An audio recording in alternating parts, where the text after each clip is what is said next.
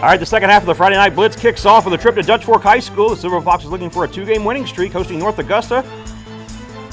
The visitors get on the board first, though. Michael Doe runs it in for the score. Yellow Jackets trying to make a statement, but North Augusta misses the extra point. Dutch Fork capitalizes as Maurice Anderson has a touchdown run of his own. Dutch Fork does make the extra point, and the Silver Foxes are up 7-6. Later, another big run by Anderson as he gets open and runs it in for his second touchdown of the first half. So Dutch Fork is up 13-9. We know Dutch Fork has had some injuries, but they're trying to get things going, trying to get ready for region play. And it was a Hall of Fame night at Dutch Fork High School, the newest members of the Dutch Fork Athletics Hall of Fame.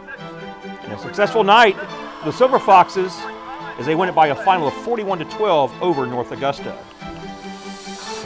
The White Knoll Timberwolves looking to stay unbeaten, hosting South Aiken. First quarter, Landon Sharp gives it to Tyon Fanning, and he will not be denied. That's 20 yards and a Timberwolf touchdown. White Knoll up 7. Then the White Knoll defense steps up.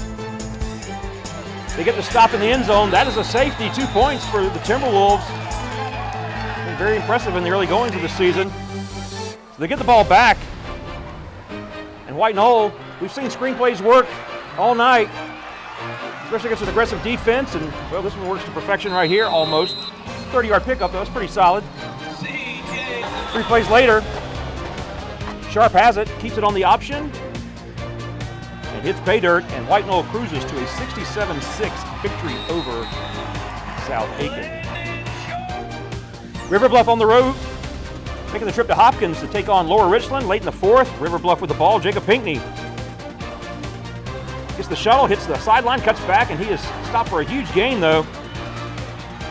That would lead to a River Bluff field goal. LR with the ball. But the pass would be picked off by River Bluff's Walker Carton, and the Gators roll 44-6 over Lower Richland. Sumter on the road taking on Somerville, the Green Wave, one of the top teams in Class 5A. Ranked number 1 in one poll. In fact, Sumter ranked number 6. Bad snap for the Gamecocks, though, on the punt.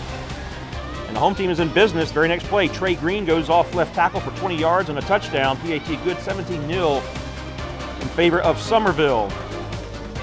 Gamecocks try to answer as John Peoples gets the handoff. And he'll get a first down before he's knocked out of bounds. The drive would stall. Somerville goes on to win it by a final 47-10 over Sumter. Blythewood hosting Goose Creek. Bengals up 7. Harrison Collins will find Tyler Kale. It's a nice catch. Picks up a first down. Bengals couldn't get any points on that drive, though.